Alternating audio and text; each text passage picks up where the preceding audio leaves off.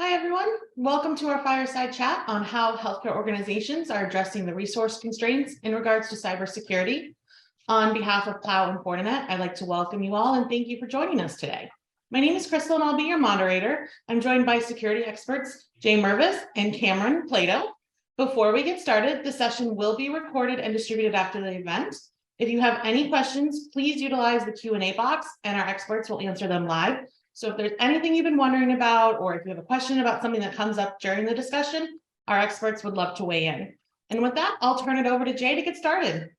Hey, good morning, good afternoon, everybody. My name is Jay Mervis. I'm the Senior Director of Healthcare Sales over here at Fortinet. I'm happy to be here today with Cameron Plato from Plow Networks, but I run our healthcare practice. We overlay all the local sales teams. That's our vertical strategy here at Fortinet.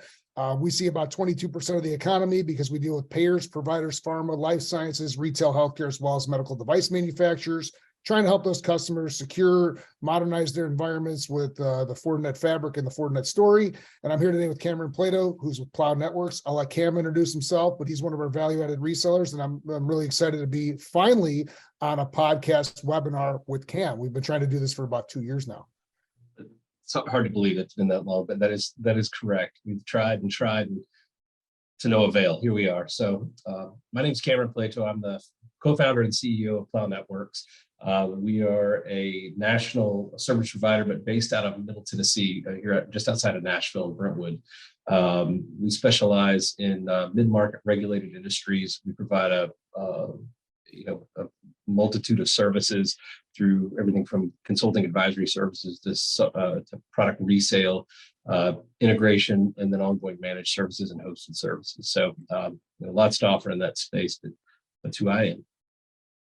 Awesome. So let's kick it off. Like Crystal said, if you got a question, throw it in the chat. But today, we're going to talk about resource constraints. One of the biggest challenges in the healthcare business right now is reducing risk. And part of that is with the resource constraints, competing with Fortune 500 companies and a variety of other places with the cybersecurity skills shortage. Cam, what's one of the first techniques talk about a recruiting perspective that you advise customers or partner with customers on to address the resource constraints?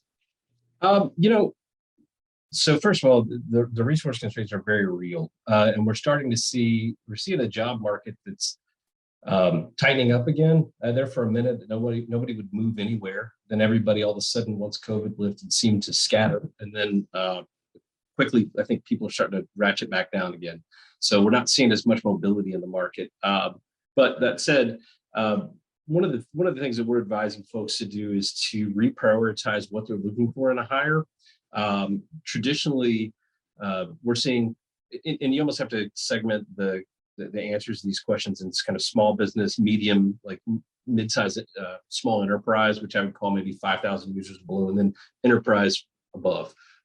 So specifically, I'm going to kind of address the upper mid-market, smaller enterprise with my answers. Hopefully don't alienate anybody on that. But having said that, I think used to people would go out and look for a very specific skill set, let's say something in the CISO or a security analyst space, and they would look for very specific technical skill sets. Now what we're seeing is a shift towards business acumen and more industry being adroit in a specific space, and not as much technical acumen. What our clients have historically found is they go hire a very polished kind of silver bullet for their security need. Those folks get bored. They kind of come in, they do their thing, and then they're stuck. They don't have anything else going on outside of keeping the floors mopped, so to speak, and they go on their way. And then the company finds themselves in the position to have to rehire again and again and again. And in the enterprise space, we don't see that quite as much. But my point being is, I think we're seeing people shift their hiring to people that are maybe an adjacency to security or have a certain amount of infosec knowledge, but a strong industry experience. When I say industry, specifically in healthcare, typically on the provider side. By doing that, though, it opens up the job market to a much broader audience, and they rely on folks with specific technical acumen to kind of come behind them as either service providers or augmented staffing, or even point in time kind of project-based work.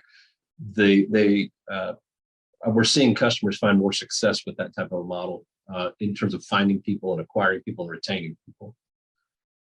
Yeah. That was a long answer to a question. I'm sorry, but hopefully that was what you.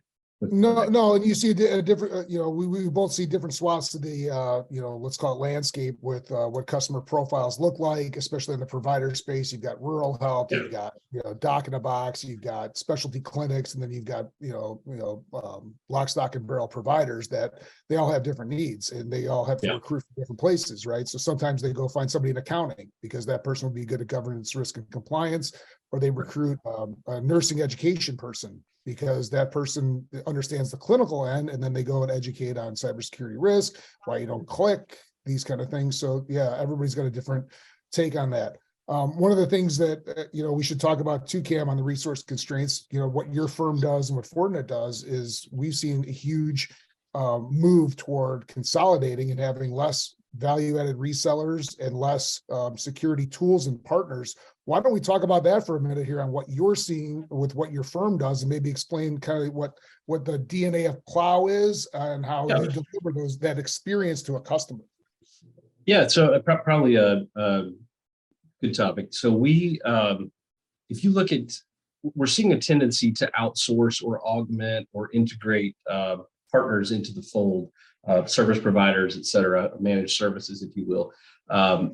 We're seeing that for kind of a risk reduction factor, also a perspective or a broader set of skills that scale with organizations. I mean, most of our client base is either being acquired or acquiring other institutions. They're typically PE backed. So there's a lot of movement, a lot of activity, and typically there's not a whole lot of time to stop mid stride and re-engineer, reinvent themselves. So they have a tendency to really look for scalable expertise that they can bring in to augment. Having said that, we're also seeing a huge, I would say probably in the last 4 to 5 years, we're seeing a big move towards vendor consolidation, both on the OE side, on the platform side, as well as the competitive landscape of VARs and integrators and service providers. I'm finding this more not as a formal strategy that we're seeing IT leadership or IT security leadership implement, but more as a matter of convenience and simplicity. A lot of times we're seeing orchestration and automation becoming sort of a paramount importance. And it seems to me, and I don't know that this is the issue, but what I have sensed is that in an attempt to try to consolidate and simplify things, there's a consolidation taking place because it's just too difficult to get too many people on the same sheet of music. So what we're finding is, most IT leadership seems to be making a move toward, laying out the gospel for a small group of people and saying, you understand what I'm doing, you understand what my priorities are. I don't want to have to repeat myself. And by the way, I'm not going to give you explicit instructions. I'm going to give you an aim or a trajectory, and I want you to stay on that. The more cooks you have in the kitchen there, the more chaotic it becomes. So I believe it's not an intentional effort. I think it's more of a byproduct of sort of what we're seeing. The other thing I'm seeing is the efficacy of the platforms that are being chosen is accelerated when you've got fewer to work with, because you're saying that I've got a functional role or a functional element that needs to be addressed or to work. And rather than pick, all these onesie, twosie little esoteric platforms or service providers out there to do these things, while they may do their job very, very well, they're disintegrated. They're not brought into the fold in terms of automation. And so you're finding that all of the best of breeds seem to, outside of the largest enterprises, the best of breeds are not really producing the end result being looked for. So point being is, I think that people are starting to realize an integrated, automated, and responsive platform delivers, the outcome they're expecting far greater than a lot of little pieces, parts that have to be manually kind of dealt with or worked through on a day-to-day basis. I mean, those things all require 24/7, manning the decks up there. The people just don't do that. I'll be honest. You see very few clients. They start with a great idea, but they end up having something that requires somebody to be at the helm nonstop, pulling lots of levers and being very aware of their surroundings. And it just doesn't happen 24/7, 365. And last time I checked, the bad actors aren't scheduling their efforts for when it's convenient for people. So, I think it's a byproduct of there's a maturation cycle that takes place in this business. We've all seen it. It's centralization, decentralization, cloud, on-prem, it's always back and forth. But I do think we are starting to mature into less and less shelfware, less and less vendors, less and less sort of best of breed platforms, if you will, or best of breed target solutions and more platform-based choices. This is why we partner with you guys almost exclusively in the space, is just because we know we've got something that will deliver an experience or deliver an outcome without a whole bunch of disintegrated elements or parts.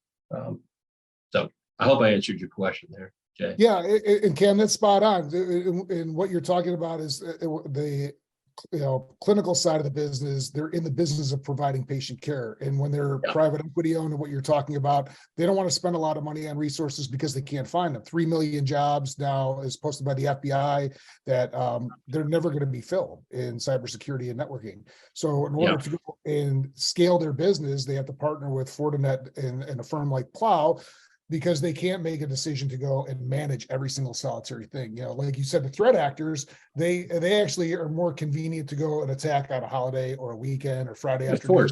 And if there's not, if you're an executive and you didn't make a choice, I'm going to pay somebody to manage those off hours or a component of the environment. And that's been pretty common lately, that's the direction, like you said, trajectory people are going toward. So yeah, I think there's another piece there that people are starting to wake up and realize that tools really don't do everything. That what they're trying to do is allocate or identify points of responsibility. And when you've got too many cooks in the kitchen, it's really hard to figure out who's on first, who's really responsible for what. And I feel for mid-market organizations that are in the provider space specifically, because their regulatory requirements are the same as the enterprises. I've got the same, if I run a clinic with 10 beds, it's the same as somebody that has 1,000-bed hospital. I don't get a proportionate break to what I have to do to check the boxes and do things right. Never mind, brand assets like reputation and that sort of thing. So I think what we're finding is the expense associated with securing the environments and really securing and having a proper response design is it's not inexpensive, but I think the thing that I've seen that's really torquing CFOs is the unpredictability or the inconsistency in the expense, which is why we're seeing a lot of people move to the service provider model, so they can come up with key indicators like populated beds to security expense as a ratio. So something that stays fairly linear, or even better yet, levels off as they grow. We're seeing models like that or metrics like that to be more important than what it costs to buy something or what it costs to hire that person, because those things don't scale the way these organizations grow. And like I said, they have to be around the clock. Anybody that acts like their security team can start at 8 and end at 5 is fooling themselves a little bit. Maybe for policy writing, but not for operations. No, and hospitals never shut down, right? So most providers are 24/7. But you talked about two things, Cam. Let's talk about some advanced security tools. But the two things you talked about was automating and that response. What are you seeing from alert fatigue and something that you would manage as a firm so that we can address the resource constraints and then pinpoint what needs to get remediated immediately in conjunction with a partnership with a Fortinet and a customer from the firm's perspective? Yeah. So, when we started this organization, we did it with an eye on kind of the, it's sort of a joke, but the underserved. And the underserved in this space is everybody with the best resources seems to dogpile on the largest enterprise customers. And the further you go down in the stack, you get sometimes ill-advised or not the best resources. So what we thought we would do is say, hey, if we were going to build the most secure, the most cleanly operated enterprise environment, how would we do that? And then how can we take that at scale and divvy off just the parts and pieces that are financially approachable to organizations? So basically run all of our customers together collectively as one big enterprise. In order to do that, we put ourselves essentially in the same seat as a large enterprise, trying to make technical choices and operating procedure choices and that sort of thing, which is how we ended up partnering with Fortinet.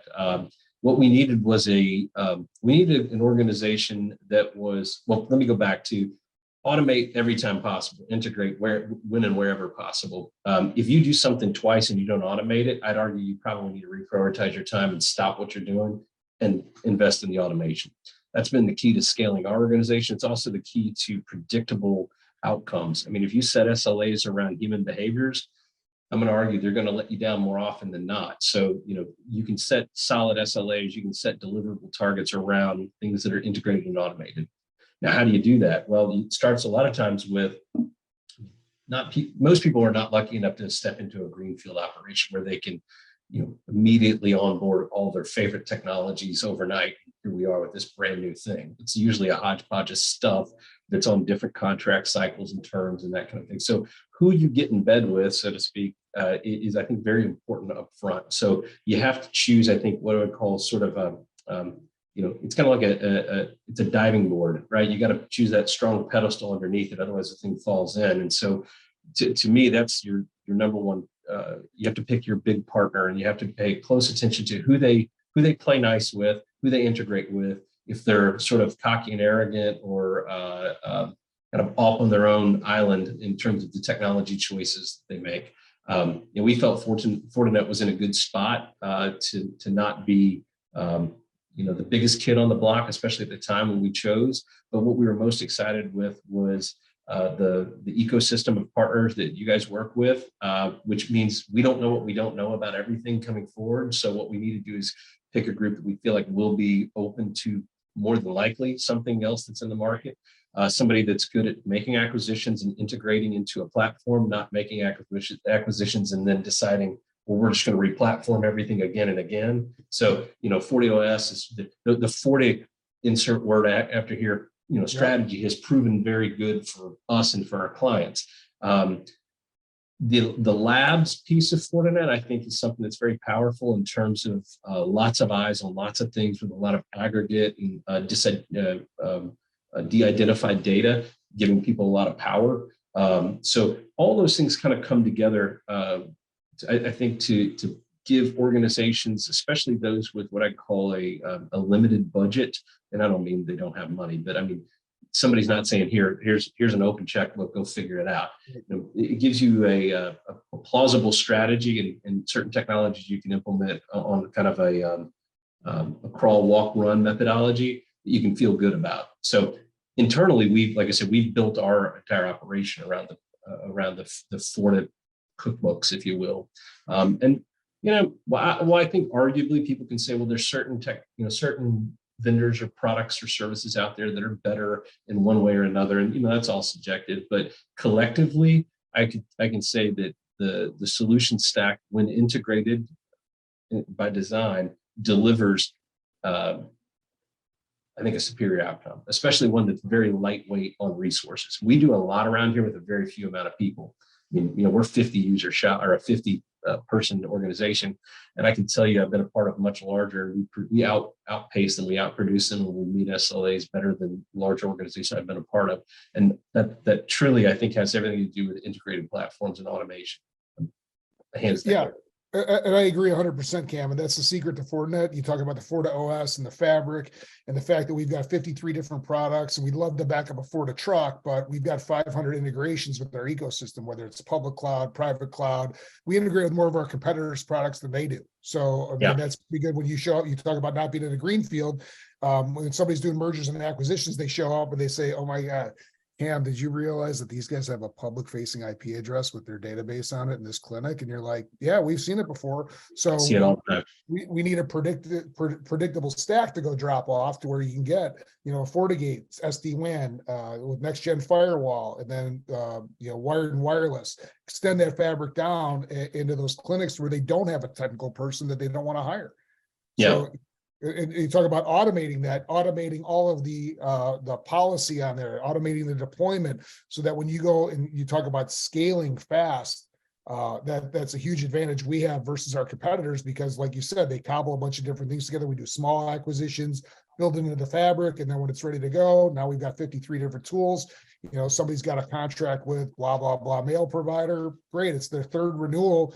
But if they don't have a mail product or they're not happy with performance, great, we can add mail on because it's logical to go to the FortiGate and consolidate the threat intelligence and the telemetry, EDR, those kind of things. The other thing I wanted to touch on is FortiGuard Labs. One of the things that's really cool is the threat intelligence. A couple of things happen. We have the 51% of the global firewall market. And when you have that kind of reach to where you see that much data, you see many telemetry. And stop that telemetry before anybody else does. So that's the main source of truth is in-house for what we see from threat intelligence. We see that as a tremendous asset, probably one of the more undervalued assets with respect to the platform choices. I mean, we see, so as somebody who's sold other manufacturers SD-WAN deployments, and we've been in this SD-WAN business for 6 or 7 years at least. I've sold non-Fortinet environments, and I'll tell you the place where it always comes back to bite me. And we're starting to see people reprioritize things. Is a lot of the platforms that we had sold in the past, and I'll leave them nameless, are not security first. Correct. They're security adjacent. The other thing is, I don't remember a sale I've ever made in 20-something years of doing this where the customer knew exactly how long they were going to keep this stuff, and they didn't know exactly what was going to be asked of it during that mythical duration, right? So what we found was, 2 or 3 years into it, they decided they were going to stretch that asset out for 5 years to coincide with some other term on a telco side or something to that effect. Oh, by the way, we've got this weird need for X, Y, or Z that has just come up. How are we going to handle that? And the answer is, well, we're going to have to forklift upgrade everything and cut short that investment cycle. That's painful. So my favorite thing with the Forti sort of fabric and platform is that I don't have to know all of it to not screw up what we're doing for that customer. As long as I leave a little bit of capacity in the design, pretty much anything you can throw at those boxes, specifically the FortiGate platform, they'll handle. Now, you can't turn everything on everything at the smallest end and expect it to all work. You have to be smart about it. But there are very few products in the market that give us that amount of flexibility and ability to sort of save face. Because I can tell you, it's hard to go back to a customer and be like, now, don't you remember when I asked you this and you told me you'd never do that? They don't care about that at that point in time. It's I told you so. Nobody wins in that argument. So it's better, to have a flexible sort of Swiss Army knife platform. And again, it gives us a good foundation with the client base to understand that you don't have to buy. I mean, I can sell a lot of the platform right now as just a firewall or just an SD-WAN edge appliance, very basic fundamental things, crawl, walk, run. They don't have to have it all sorted out yet. But I know when it comes time to mature into that next iteration in terms of the maturity cycle, that I don't have to swap everything out. I don't have to go find a new partner. I don't have to integrate into something else that we didn't know was out there at the time. I mean, a lot of tech. Think about where we were 5 years. I've got customers out there with Fortinet that have been there longer than 5 years. So they're stretched out into the end of support cycle, but they're still ticking along doing exactly what they do. I can promise you the technologies they're looking at right now were not available 40 years ago, for example. So, but I can now turn those things on with OS upgrades and with subscriptions and that type of thing. So again, we can sell into an environment where we don't know exactly what they're going to require. So all those things are protective of the customer spend. And I think us being good custodians of, their environment. So anyway. No, and that's that's pretty much the DNA of how we operate, Cam. And you articulated it better than I could. You add feature sets. Somebody says, "Oh, we're never going to do SD-WAN." You're like, "Never's an awful long time." And by the way, hybrid cloud is here to stay. And how are we going to work from home? And you need access to data. We're going to move large data sets, and then you turn on the functionality. We're an engineering-based company, so when that stuff happens, you look like a genius. You're like, I told you this for secure SD-WAN, connect all this stuff up. You still have all your security function, and you got this additional feature set for no additional charge. Pretty sweet. So, we'll see how that. Cam, let's pivot a little bit since we're talking about the clinical side and resource constraints. What about connected medical and the Internet of Medical Things? What are you seeing as a challenge with the resources? I know we talk quite a bit about it because we deal with the medical device manufacturers, and we're embedding with a few major players. But on the provider side, this is still down the road on protecting all that. What are you seeing on supporting that piece of the business? Ignoring it. To be frank, I see a lot of that. I think it's sort of the inherent risk that's in the space, and people sort of assume that, well, it's out there, but it hadn't really happened to anybody I know, so I'm really not going to prioritize that because it's less visible. And there's also, I don't think this is real, but there is a slight dividing line of responsibility, I think, in most people's minds of that, well, that device over there, that CT or, MRI or whatever it is the responsibility of the manufacturer or the provider there. So it's not really my problem. Well, the truth is, it is your problem. It's on your network. It's in your environment. It has your patient's records potentially on it. I mean, I'll tell you a story years ago. This is going back probably 15 years ago. We had a customer that had not a Doppler, but a ultrasound machine that had an SD card on it that had patient records that they transferred over so that the studies were in there, and the SD card went missing. Now, I don't know whatever happened with it, but it was a breach. It was a problem. So the idea that these devices are somewhat inert out there is, I think, a false situation. So truth be told, you can do a lot with them just by securing the network. I think that you have to pay attention to them. You can look at it on paper and go, are these in scope or out of scope? They're in scope. It's that simple. It's black or white. So you have to deal with it. You can't, in many cases, load up anything on an FDA regulated device, right? It has to be manufacturer, so it's not like you can go out and roll out AV on it. So you can protect the endpoints with the network, and you can at least block east-west traffic on those, or be cognizant of what's going on with them. So, I think most people would sit down and say, yes, it's important, it's in scope, I need to address it. The problem is they're not in a position to address it because of a lot of times technology choices they've made that aren't capable of performing the job that needs to be done. So there's sort of a, use the term juggle, but like hide the hot dog. We're going to put it over here and pretend nobody's going to notice it until it comes up the next go round. And then I'm going to slide that thing in and we're going to figure out how to make it part of the next cycle. And nobody's going to notice it was a big investment. So, again, back to the point of make smart choices, do things that are, that are kind of Swiss Army knives so that when the need arises, you're in a position to tackle it as opposed to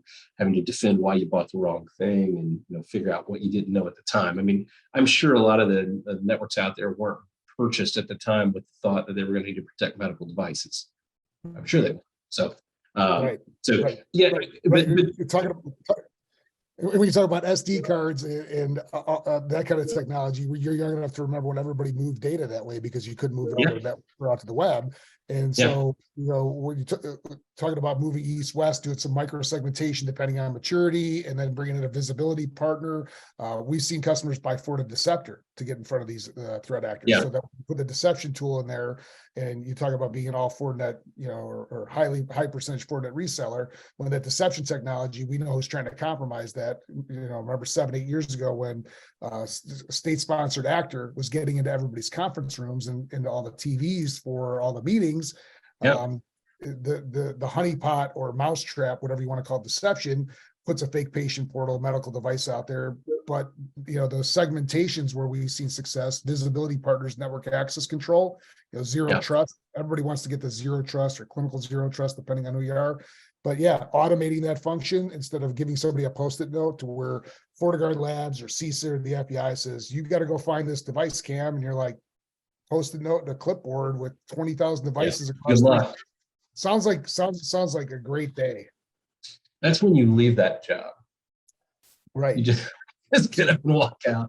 I mean, the optics on all this stuff is obviously of high importance. And I can tell you, having been through, fortunately, knock on wood, not us, but our clientele, we've had clients, we always find them in the worst, it seems, but we've had customers that have had serious security breaches, and it's one is preventing it, two is dealing with it when it's happening, but then you have to notify, and when you get the FBI involved, they're asking information, your insurer, hopefully you've got cyber liability care coverage, they're asking a lot of questions, and I can tell you it's a very awkward and uncomfortable position to be in, to have to swivel chair around to 10 different tools and try to assimilate that information. And you look like an idiot. I can tell you it's horrible. So the more integrated it is, the more rapidly you're in a position to deal with the response as well, which nobody wants to be in that spot. But rest assured, you'll probably find yourself in that spot at some point in your career. It's best to have one spot to go to look for it, at least one spot that's aggregated everything. So. Right, and that's a great point, when you automate all of those tools into one single pane of glass, which has been the, panacea, let's call it, for as young as we are in this Yeah, business, that everybody's trying to find that. So yeah, yeah. And you mentioned something earlier that I failed to address it, but you talked about alert fatigue. That is yeah, a huge contributor to oversight. I think that we see or maybe lack of perspective. Like we see a lot of alert fatigue, and we even see in our own shop. I mean, when we see somebody ignore something, we got guys here. That's their job, is to ask, "Why'd you ignore that? What was different? Did you see too much of that? How do we get rid of that? How do you make that make more sense? Root cause, presentation, that sort of thing." I mean, it's like the old days of selling Ford Analyzer. You throw it in and it would just tell you lots of information. It'd take you a while to tune it up and figure out, okay, what is really important to me? Does it matter? And, 9 times out of 10, the important stuff would be lost in the sauce, and that'd be it. So, we've come a really, really long way, especially you start looking at technologies like AI and ways to do broad data set analysis in a very quick and efficient manner. I think we're just on the cusp of being able to leverage a lot of these technologies at scale. And to me, the more succinct your data is, the more normalized your data is, the more you're in a better position to take advantage of these technologies rapidly. If you're sitting here going, "Hey, I want to run an AI leveraged or an AI powered tool set out there," and you're going to feed it all this garbage data and try to make heads or tails of it, good luck. I mean, I know that's the point of it, but it's not very good at it when you give it a lot of garbage. So anyway, yeah, we like I said, we're big fans for a reason. But yeah, and leveraging that automation, and we do use some AI and machine learning in some of our portfolio, which gives you a competitive advantage, and customers are leaning into that, and the threat actors are also using artificial intelligence, yeah, machine unfortunately, learning, yeah. different components of ransomware as a service. We're seeing, plenty of that out there, to where the threat actors are all, they've come faster without any regulation and all the other stuff to build platforms to go and attack customers, and they play the percentages. One of the things that strikes me, having been in this business, I started on the end user side, so I've been around a long time. Spent 15, 20 years up in healthcare. People have gotten numb to the fact that there's an army of people beating down the door and swimming across the moat every day. We forget that that's going on because I don't know if we've just become immune to it or we don't care. But used to, if there was an event, if somebody came beating on the door, we'd all be aware, but we kind of lose our mind over it. Now it's nonstop, literally nonstop, all day, every day. And so we have sort of, I think, turned a blind eye to that. But and a lot of the technologies have made us sort of complacent to a degree as well. They do a good job. They do a good enough job that most of that doesn't become a problem. The challenge is when they do get through, they're very, very sophisticated, or frankly, they're so dumb we can't believe it happened, like phishing attempts and that sort of thing. But and we're seeing the patience of the actors now.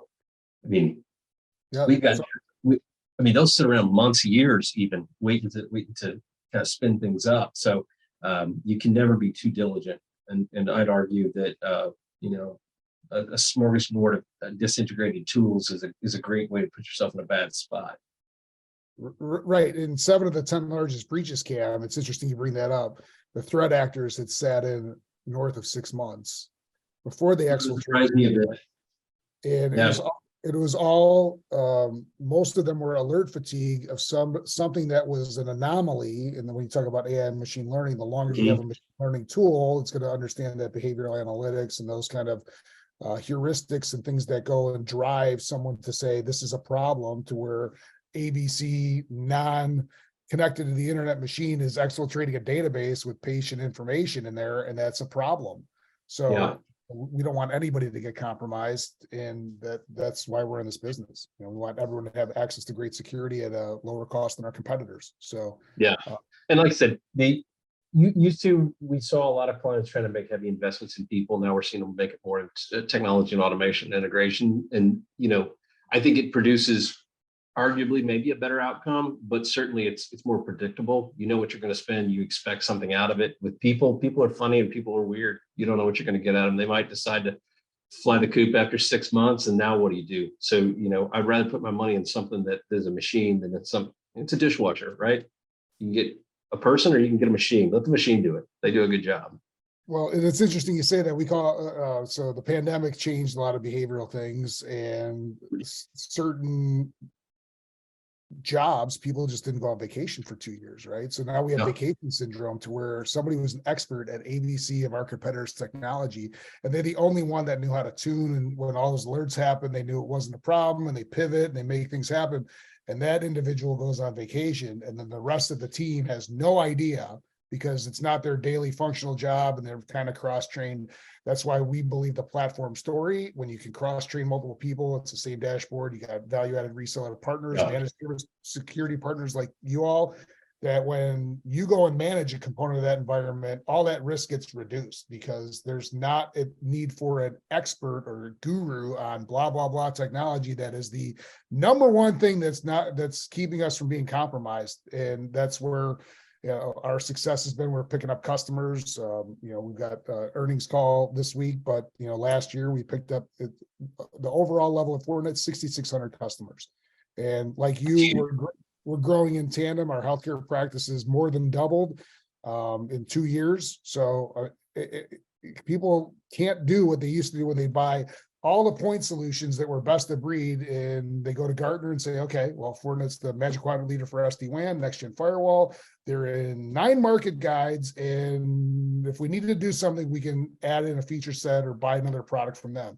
Our competitors, some of them have very good products, and they do this and this and this, and they're Gartner Magic Quadrant leader, but they don't do network, or they don't do security as their first trait. So that's where we love the managed service partners like you all. Then you'd be surprised. We're even finding, to show you how the market's opened up to that, we're finding customers. These are customers with 100+ locations who have an IT shop that's pretty good at what they do, getting themselves uninvolved in the decision. They're saying, here's what I want the outcome to be. Here's how I want it to operate. Here's what I'm willing to pay for it. I don't care what you use, which puts a lot on us to make a good choice, but I appreciate that too. And that shows you that the buyer's mindset's changing a little bit to be more outcomes oriented, as opposed to, I like this thing or I like that thing because of whatever reason, So, I think there's a certain amount of hand washing that's taking place to get rid of some responsibilities. That's okay. Right. Let the experts do it.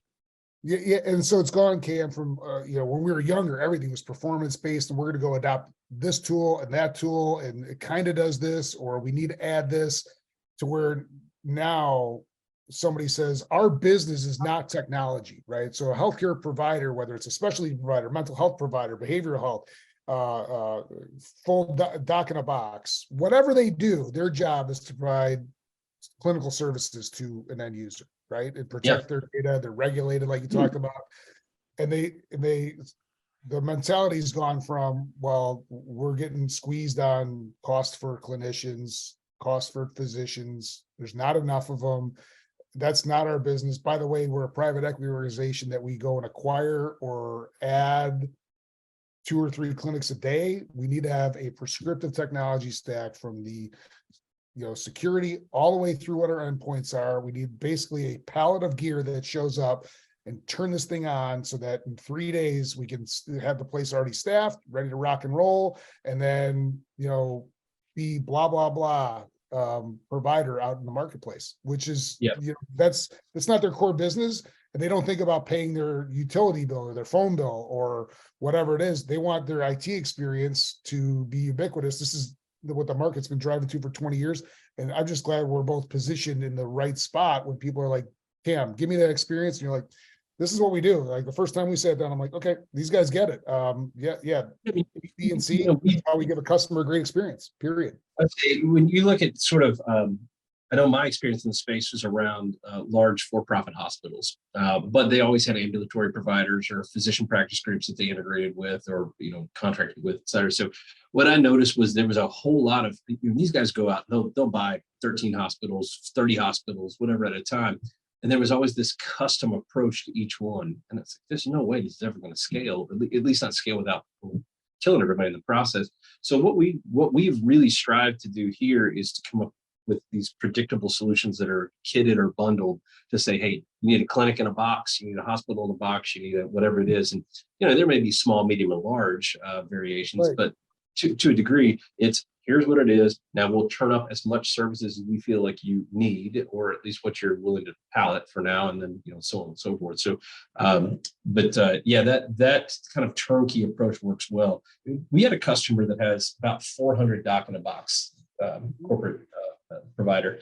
And I had a couple options I could go with, one of those being Fortinet, a few other providers. And what I found was with Fortinet, it was a one box or two box where they had a need for high availability. The others would have been 3 or 6 boxes and a lot of work to make all that work. And, if you get in a situation where you've got, a clinic that's open 3 days a week, or you've got maybe, three rooms you're trying to work with, the math doesn't work on that. You can't Right. drop that kind of money onto something and expect it to return. Typically the averages don't work out on it either over term. So, having something that's flexible, that's predictable and dependable is a good thing. But yeah, that's, and I said, all of that reduces the need for headcount. All those little things we talked about on this call, I'm not saying that the need in the marketplace for good people isn't there. What I'm saying is there's I'll tell you something that's happened as an aside. Our ideal customers, and the customers that we seem to have the least, they have the least problems. I don't think it's because of us, but they have the least issues, is where they have someone with a strong sense of business acumen that manages the services we bring in and holds us responsible or accountable for delivery. Where we have more problems is where we have, you ever hear the phrase, give a kid a hammer, everything's a nail.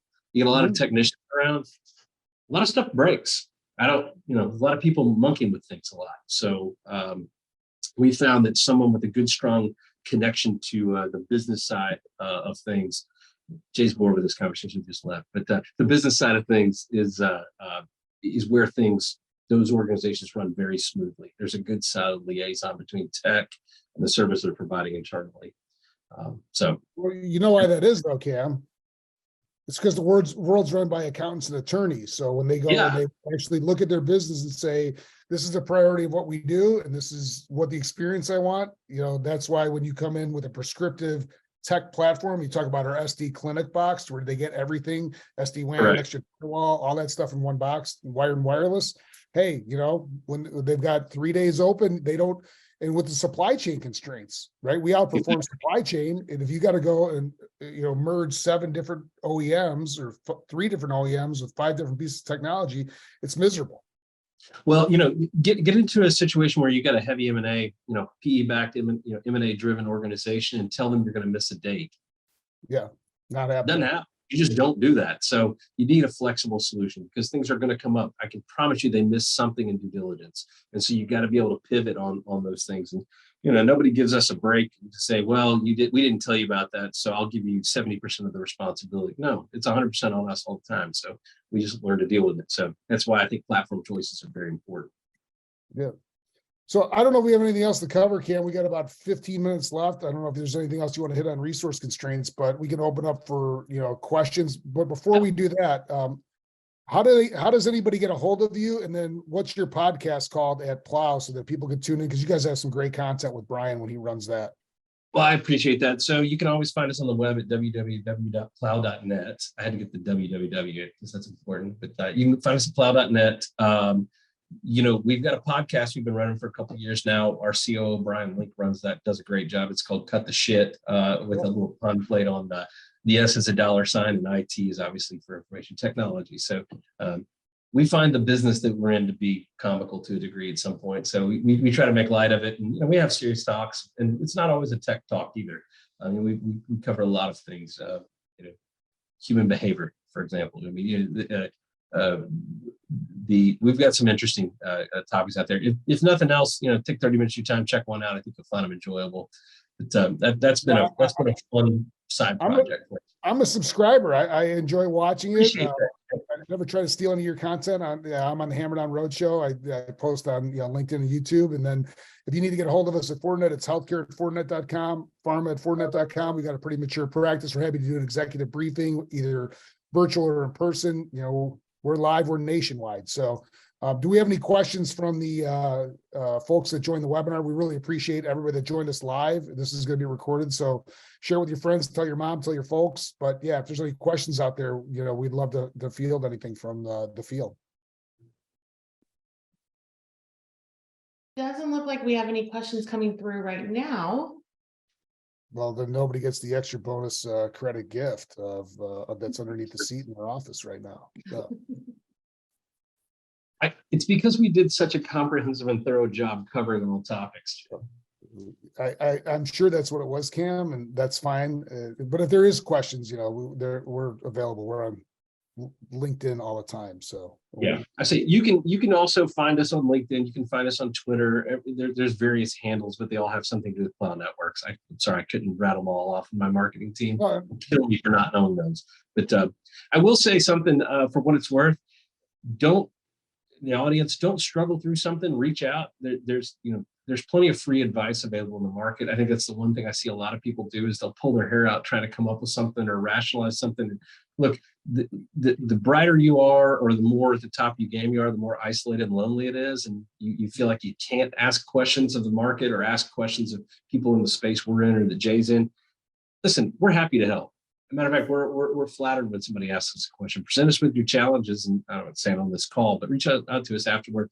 We're good at what we do. We've been doing it a long time, and we've seen a lot of things, and so we know how to assimilate that and come up with solutions. And we love a good challenge. So, we're always up for. We treat our customers' problems like they're our problems. If everything went swimmingly for our customers, we wouldn't have a job. So there's always something going on. But right. Leverage the market, leverage your partners, leverage your vendors and the other resources. So don't be shy about reaching out. We're always here and happy to help. Oh, there's one. Let's see. This is for Cam. If you are a small hospital, there's one security technology that you'd recommend to address security.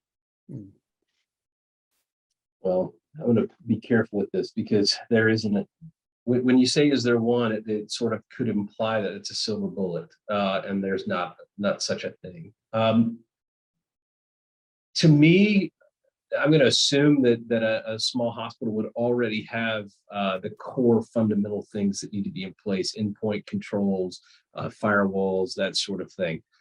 I may be a far reach to make that assumption, but let's assume you do. I would invest in technologies that either automate or are manned information desks, something where you've got a eyes on glass and response team, because 24/7, 365 is pretty arduous. It's going to, I think when you make investments in security technologies, there's an implied amount of protection that you've now purchased. And those things, while they do their job, they don't do their job automatically. You have to have some level of integration. So whether that's a sort of a SOAR platform or a SIM that's managed, I think that would be my number one investment if I were in the position to have to choose something.